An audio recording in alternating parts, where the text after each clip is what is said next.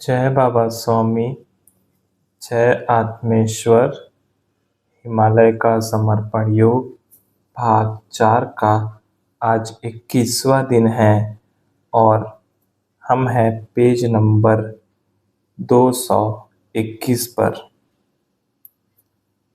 गुरुदेव कहते हैं, गांव के लोग बहुत भोले भाले रहते हैं, लेकिन बाहर के किसी व्यक्ति पर एकदम से विश्वास नहीं करते हैं। ऐसे ही छोटे छोटे गांव रास्ते में लग रहे थे। रास्ते में एक खेत लगा, जहां पर एक बूढ़ा किसान बीड़ी पीते हुए बैठा था, अपने खेत की देख रेख कर रहा था।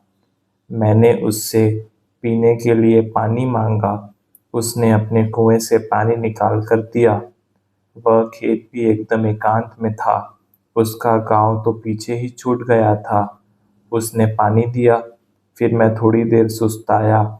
उसने पूछा, कहाँ से आए हो, कहाँ जा रहे हो?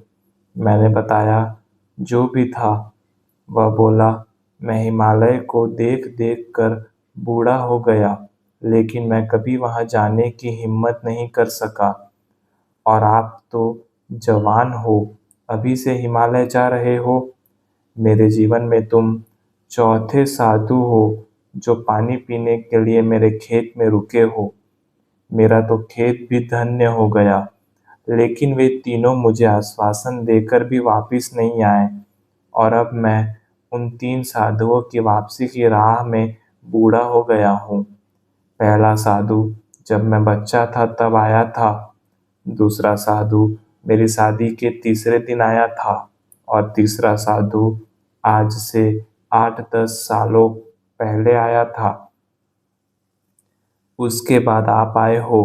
पिछले 10 सालों से इस रास्ते से कोई हिमालय नहीं गया है, और मेरा यह अनुभव रहा है, जो भी इस रास्ते से जाता है वह वापस नहीं आता है। या तो वे हिमालय में रह गए हैं, या वहीं उनकी मृत्यु हो गई है, क्योंकि आगे की चढ़ाई बहुत ही खड़ी चढ़ाई है। फिर वह बोला, थोड़ा भात खाकर कल सुबह चले जाना। मैंने हाँ कह दी। उसने जो भाव जो भात सब्जी दिया वह खा लिया, और एक रात उसी खेत में रुकने का निर्णय किया। फिर रात को ऐसे ही बातें करते बैठे थे। वह बोला, मुझे भी हिमालय का बहुत आकर्षण है, मैं भी वहां जाना चाहता हूँ, लेकिन पिछले 30 सालों से मैं मेरे गांव के बाहर ही नहीं गया हूँ। अब मैं बूढ़ा हो गया हूँ, तो मेरी एक दिनचर्या बनी हुई है, और वह अब सालों से बन गई है। उसमें बदलाव नहीं करना चाहता।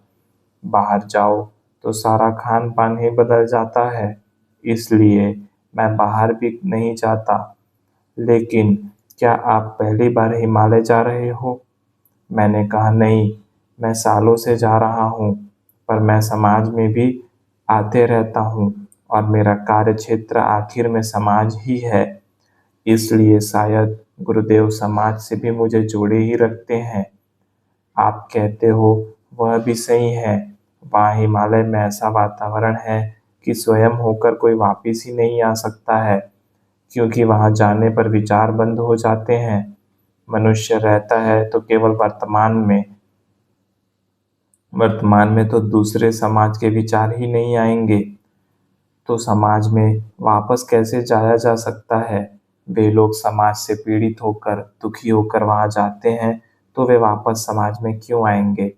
उन्होंने समाज छोड़ दिया है, तभी तो वे वहां गए हैं। इसी कारण वे समाज में वापस ही नहीं आते हैं। लेकिन मैं वापस आऊंगा, और वहां उस हिमालय में क्या है उसे आपको बताऊंगा। आप मेरे रूप में ही हिमालय की यात्रा करने वाले हैं, यह समझो। तो वह बूढ़ा हंसने लग गया और खुश हो गया। वह बोला, मैं तुम्हारी प्रतीक्षा करूंगा। मैंने भी उसे वचन दिया, मैं आपको मिलने वापस अवश्य आऊंगा। फिर उसने आगे बताना चालू किया, पता नहीं क्या है, मेरा दिल गांव में लगता ही नहीं है। मुझे मेरे खेत ही प्रिय है। मुझे यहाँ पर बड़ी शांति मिलती है। यहाँ पर ही मैं रहता हूँ। यहाँ मेरे 2 साधन हैं। एक तो भगवान का नाम स्मरण है, जो माला की सहायता से करता हूँ।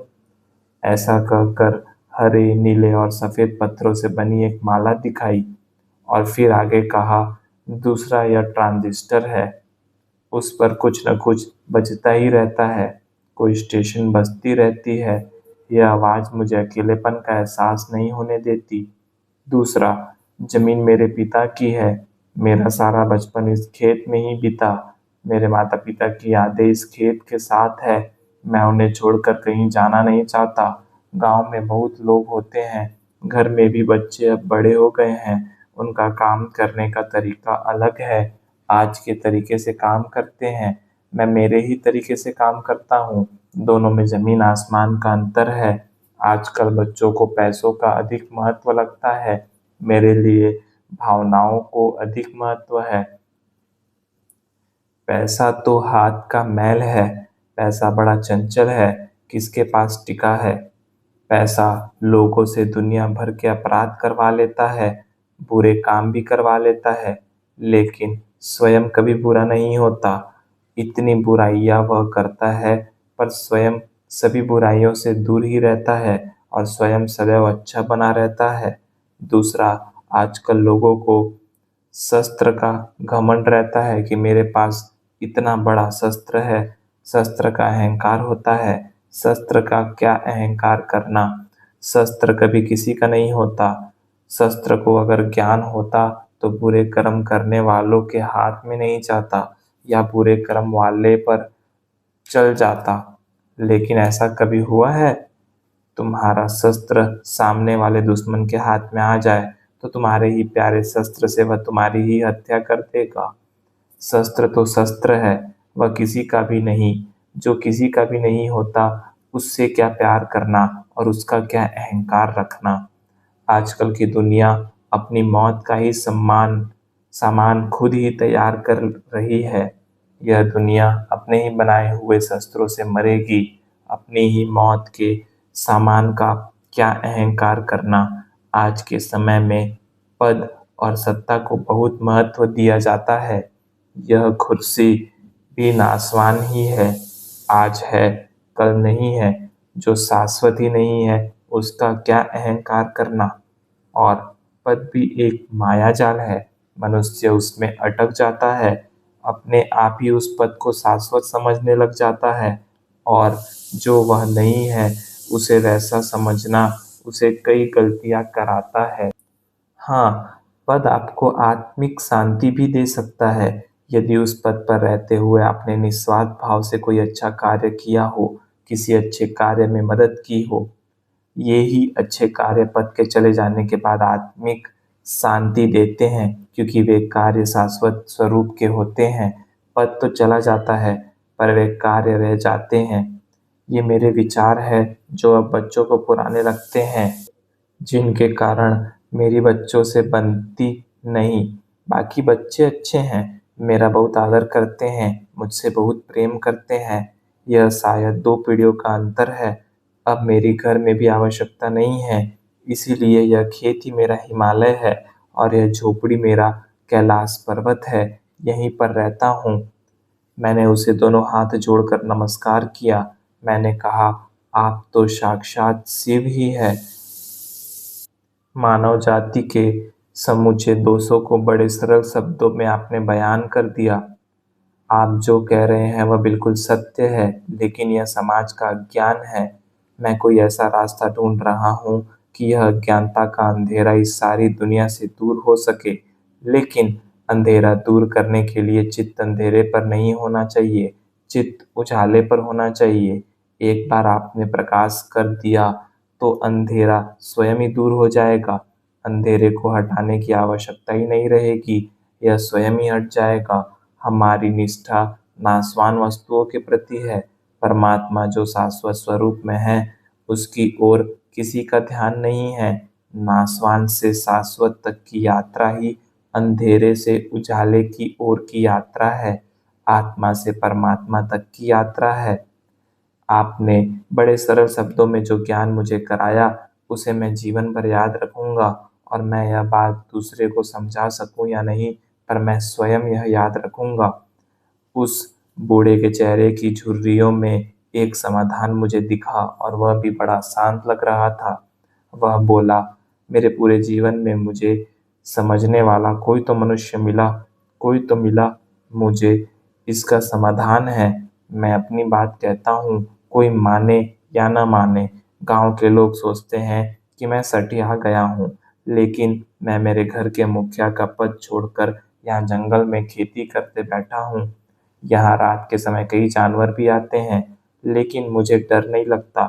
मुझे अब जीवन से कोई मोह ही नहीं रह गया है, इसलिए मृत्यु से भी डर नहीं लगता है। मृत्यु की भी प्रतीक्षा कर रहा हूँ। बस मेरी इच्छा थी कोई मेरी बातें सुने। आज आपने सुनी, मुझे एक समाधान प्राप्त हुआ। मैं कई सालों के बाद इतना किसी से बोला हूँ, शायद 30 साल हो गए होंगे। मैं किसी से बोलता भी नहीं हूँ। पत्नी यहाँ कभी कभी आती है, जब उसे अपने संसार से समय मिलता है, राजी खुशी बताती है। बस मैं यहीं रहता हूँ, करीब ही गांव है, पर मैं गांव भी नहीं जाता हूँ। मुझे उस समय विचार आया, कई ज्ञानी इस धरती पर अवतरित होते होंगे और सबको ही जीवन ज्ञान बांटने का अवसर मिलता ही होगा, यह आवश्यक नहीं। कई ज्ञानी अपने साथ ही ज्ञान की गठरी को बांध कर ले जाते होंगे। अहो भाग्य मेरे कि मुझे इस जंगल में खेत में रह रहे बूढ़े से मिलने का अवसर प्राप्त हुआ और जीवन का इतना मर्म समझने के लिए मिला। ऐसा लगा, जब तक हम हमारी बात दूसरों को समझा सके और दूसरा उसे उसी अर्थ में समझ सके, तब तक ही अपनी बात करनी चाहिए। अन्यथा इस बूढ़े की तरह एकांत में चले जाना चाहिए, कभी वापस न आने के लिए। क्योंकि प्रत्येक को अपना रास्ता अकेले ही चलना होता है। वहां पर गुरु ज्ञान पथ प्रदर्शन करता है, पर गुरु साथ नहीं होता है। जब तक गुरु सानिध्य जीवन में मिले, उसे संग्रह करके रखना चाहिए।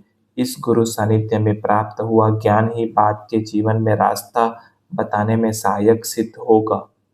मन ही मन मैंने उस बूढ़े किसान को धन्यवाद दिया। उस दिन मुझे लगा कि जीवन के रहस्य तक तो बहुत लोग पहुंच जाते हैं। वे जीवन के उस रहस्य को बताना भी चाहते हैं, पर कोई सुनने वाला ही नहीं रहता है। वृद्धों को अनुपयोगी समझकर दूर बिठा दिया जाता है। यह पीढ़ी का अंतर है। बूढ़ी पीढ़ी ज्ञानी है, जानकार है, सब कुछ जानती है, पर चलने के लिए उसका शरीर साथ नहीं दे रहा है। उसे चलने के लिए युवा पीढ़ी का साथ चाहिए और युवा पीढ़ी चल सकती है, पर कहाँ जाना है यही पता नहीं है। यानी राह खोजने की दृष्टि नहीं है, और जब दृष्टि आती है तब तक पैर जवाब दे देते हैं। यानी दोनों बातें किसी भी एक इंसान के पास नहीं होती हैं। मुझे उस दिन बचपन में सुनी हुई कहानी याद आ रही थी। एक बूढ़ा तपस्वी जंगल में ध्यान साधना करता था।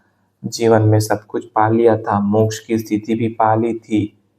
तब पाने के लिए कुछ बाकी ही नहीं था। जीवन में कोई आकांक्षा नहीं थी, कोई कामना बाकी नहीं रह गई थी। जीवन में और जीना चाहिए, यह भाव भी नहीं रह गया था। मृत्यु के लिए सदैव तैयार था। एक दिन जंगल में आग लग गई और चारों तरफ से वह बूढ़ा आग से घिर गया था, तो भी खुश था। सोच रहा था, अग्नि से पवित्र कोई भी नहीं है, तो इससे अच्छी मृत्यु क्या हो सकती है। अरे वाह, परमात्मा ने अग्नि के रूप में मृत्यु भेजी है। वह शांति था और अपने ध्यान में मग्न था, लेकिन अचानक उसे अपने अंधे शिष्य की याद आ गई, जो पास ही कुटिया में गुरु का कार्य कर रहा था। तब वह बूढ़ा शांत न रह सका। उसे लगा, वह तो अभी बच्चा है, इस बच्चे को अवश्य इस आग से बचाना होगा। उस शिष्य ने अभी अपने जीवन का लक्ष्य प्राप्त नहीं किया है, और उसे अपने लक्ष्य तक पहुंचाना गुरु के रूप में मेरा कर्तव्य है। ऐसा सोचकर वह बूढ़ा तपस्वी अपनी कुटीर में गया। उस अंधे शिष्य को लेकर बाहर आया। बाहर आकर देखा तो आग चारों ओर से फैल रही थी। उसने बाहर आकर शिष्य को बताया, जंगल में चारों ओर आग लगी है और हम गिर गए हैं। मेरा तो जीवन के प्रति कोई मोह नहीं है, पर मैं तुझे बचाने की इच्छा रखता हूँ। अब बचने का एकमात्र मार्ग बचा है। तू मुझे अपने कंधों के ऊपर बिठा ले और हाथ में एक लकड़ी पकड़ ले, और मैं तेरे कंधे पर बैठकर तुझे जैसा बताऊंगा वैसे ही तू चलना। तो ही आग के पार हम जा सकते हैं। अंधा शिष्य अच्छा ताकतवर था। उसने अपने गुरु की बात का सम्मान करते हुए गुरु को अपने कंधों पर बिठा लिया और अंधे शिष्य ने सहारे के लिए एक लकड़ी भी हाथ में रख ली और दोनों चल दिए। कंधे के ऊपर बैठा हुआ बूढ़ा गुरु रास्ता बताता था और अंधा शिष्य गुरु के बताए हुए रास्ते पर चलता था। उस बूढ़े गुरु ने आखिर में एक जगह ढूंढ ही ली जहां तब आग उतनी नहीं लगी थी। उसी रास्ते से उस बूढ़े गुरु और अंधे शिष्य की जोड़ी सुरक्षित पार हो गई। दोनों की एकता के कारण दोनों के प्राण बच गए। ठीक ऐसा ही आज की पीढ़ी का है। उसके पास ताकत है, शक्ति है, पर दृष्टि नहीं है, दिशा ही नहीं है। और दिशा बताने वाले गुरु साथ हो तो ही दोनों का बेड़ा पार लग सकता है। दोनों एक दूसरे के पूरक ही हैं, इसलिए दोनों का संयुक्त प्रवास ही होना चाहिए। तभी दोनों में जीवन में नए अवसर उपलब्ध हो सकते हैं और जीवन में फैली हुई आग से भी बचा जा सकता है। यह सोचते सोचते मुझे भी कब नींद लग गई वह पता भी नहीं चला। वह बूढ़ा किसान पहले ही सो गया था। दूसरे दिन बड़े सवेरे ही नींद खुली। इतने सारे पक्षियों की चहचहाहट सुनाई आ रही थी मानो कि बाहर पक्षियों का बाजार ही लगा हुआ था। और मैंने बाहर आकर देखा तो सामने वाले वृक्षों पर सब पक्षी जमा होकर आवाज कर रहे थे। वे आवाजें सुनना भी अच्छा लग रहा था। वह बूढ़ा किसान भी अपने काम में लगा हुआ था। उसने नाश्ते के लिए कुछ फल सुबह तोड़कर लाए थे। फिर हम दोनों ने साथ में ही नाश्ता किया। उसने मुझसे पूछा, आपको रात में नींद कैसी आई, क्योंकि आज आपको काफी चलना है। मैंने कहा, हाँ, अच्छी नींद आई। फिर पता नहीं क्या हुआ, वह बोला, बुढ़ापे में नींद भी कम हो जाती है। दूसरा, अधिक बड़ा जीवन जीना भी बेकार है। मेरे साथ के सारे मित्र इस दुनिया से चले गए हैं। मेरी उम्र के कोई रिश्तेदार भी अब नहीं रहे। मेरा कोई हम उम्र अब जीवित नहीं रह गया। तो अब बातें किससे की जाए, कोई सुनने वाला ही नहीं है। जो साथ में जीवित है उन्हें मेरी बात समझ में नहीं आती। इसलिए लगता है अपने वालों के मर जाने के पहले हमें मरना चाहिए। बाबा, आप हिमालय जाओ तो मेरे लिए मृत्यु की प्रार्थना करो। अब मैं थक गया हूँ। अब जीना भी नहीं चाहता, लेकिन बिस्तर पर पड़े पड़े मरना नहीं चाहता। किसी पर बोझ बनकर जीना नहीं चाहता। मैं चलते फिरते ही मर जाऊं, बस यही इच्छा बाकी है। अब इतने बड़े जीवन से उकता ही गया हूँ। मेरे परिचित सभी मर गए। अब बची केवल मेरी पत्नी है। उसके मरने के पूर्व मैं मरना चाहता हूँ। मैं उसके बिना अकेला रहना नहीं चाहता हूँ। मैंने विषय बदलते हुए कहा, क्या सुबह सुबह मरने की बातें करते हो? अभी तो मैं हिमालय से वापस आऊंगा और आप मेरी आंखों से, मेरे माध्यम से हिमालय का वर्णन सुनोगे। बाद में मर जाना। वह बूढ़ा अपनी झुर्रियों में से हंसा। उसका हंसना मुझे अच्छा लगा। हाँ, हिमालय को जानने की इच्छा है। रोज मैं सुबह मैं देखता रहता हूँ। उसने कहा, खूब ऊंचाई पर जाने पर सांस की तकलीफ होती है, यह सुना है। मैंने कहा, होती है, मुझे भी अनुभव हुआ है। इसलिए मैंने साथ में उसकी दवाई बनाकर ली है। यह गाय का असली घी है और इसमें भीमसेनी कपूर दवा के साथ डाला है। इससे नाक में लगाने से सांस की तकलीफ नहीं होती है। दूसरा, वहाँ पर ध्यान करते रहते हैं और इसी कारण हमें अधिक ऑक्सीजन की आवश्यकता नहीं रहती है। सांस भी एकदम धीमे धीमे लेते हैं। मैं सोच रहा था, इस बूढ़े को खेत में बैठे बैठे भी हिमालय का ज्ञान है। मुझे बूढ़े लोग पके हुए आम की तरह लगते थे, जो उम्र के साथ पककर मीठे हो जाते हैं। जिस प्रकार एक आम को चूसना पड़ता है, वैसे ही इन बूढ़ों के सानिध्य में अनुभव का रस केवल चूसना होता है। बस चूसते आना चाहिए। पता नहीं क्यों, पर शायद इसीलिए मैं जवानी में भी बूढ़ों के साथ ही बैठना पसंद करता था। मुझे बूढ़ों के साथ बैठने में ही आनंद आता था। मैं उस बूढ़े के सानिध्य का भी आनंद ले रहा था। फिर हम दोनों ने खेत में साथ में बैठकर खाना खाया। फिर 1 घंटा बैठकर ऐसे ही बातें करते रहे और बाद में मैंने कहा, अब मैं निकलता हूँ। दिन भर में जितना चलते आए उतना अच्छा है, क्योंकि रात में रास्ता भटकने का खतरा होता है। अब मैं चलता हूँ। मुझे विदा करते समय उस बूढ़े की भी आंखें भर आई। वह आंखें पोंछते हुए बोला, आप कल ही मिले हो, पर ऐसा लगता है कि आपका और मेरा कई जन्मों का संबंध है। मैंने कहा, हाँ, मुझे भी ऐसा ही लगता है। और मैंने वहां से निकलना ही ठीक समझा, क्योंकि विदाई की घड़ी जितनी छोटी हो, हमें और दूसरे को तकलीफ उतनी कम होती है। और मैं उसे नमस्कार करके आगे चल दिया। जय बाबा स्वामी, जय आत्मेश्वर।